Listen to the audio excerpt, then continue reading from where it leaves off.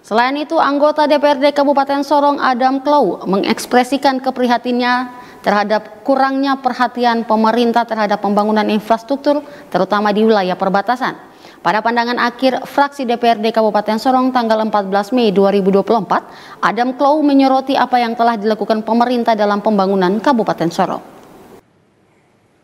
Anggota fraksi Golkar Adam Klow menyampaikan pertanyaan yang menohok, sebenarnya apa yang sudah pemerintah buat di Kabupaten Sorong selama ini? Pertanyaan ini mencerminkan ketidakpuasan atas kinerja pemerintah dalam memperhatikan kebutuhan infrastruktur masyarakat, terutama di daerah perbatasan yang seringkali terabaikan. Sebagai seorang anggota DPRD yang peduli terhadap pembangunan daerah, Klow menyoroti pentingnya infrastruktur dalam meningkatkan kesejahteraan masyarakat. Dalam konteks Kabupaten Sorong, pembangunan infrastruktur yang memadai dapat membuka akses ekonomi, memperbaiki akses kesehatan, dan meningkatkan konektivitas sosial. Klow juga menekankan perlunya pemerintah untuk lebih fokus pada pembangunan infrastruktur di daerah perbatasan.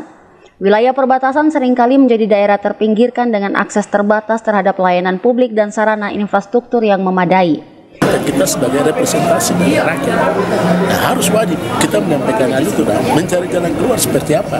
Masalah-masalah ini tidak bisa di tahun-tahun akan datang masih ada terus.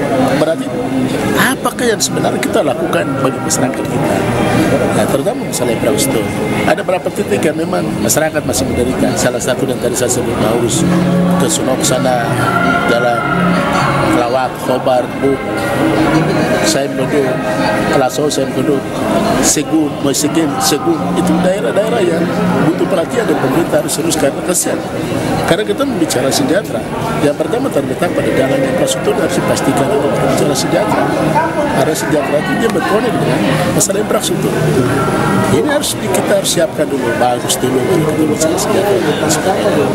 Nah, menyangkut pendidikan, menyangkut kesehatan, seperti apa tadi saya sampaikan, kita sudah memiliki salah satu puskesmas dibangun total dari tahun 2018 masalah masih panjang ini malam listrik Mabon dan sebagainya malah gitu kasih masyarakatnya menderita. Kita ada wawancara di salah satu toko masyarakat di situ.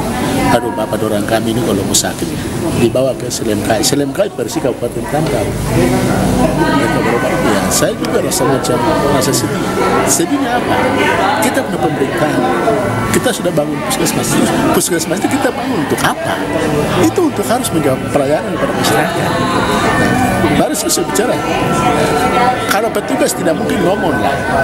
Karena mereka punya kewajiban harus melayani pasien. Siapa saja dari kabupaten yang berpelayanan. Tapi masyarakat kita dijaga. Bahasa sumban-sumban pasti ada. Hidup. Kamu punya pemerintahan ada kok.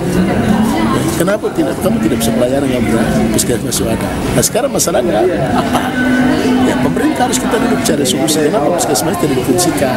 Masalahnya gimana? Kita cari jalan keluar menyelesaikan masalah itu sebab petugas-petugas kita baik dokter dan lain sebagainya. Dalam mengatasi tantangan tersebut, Adam Klow menyerukan agar pemerintah lebih memperhatikan alokasi anggaran untuk pembangunan infrastruktur di daerah perbatasan Kabupaten Sorong.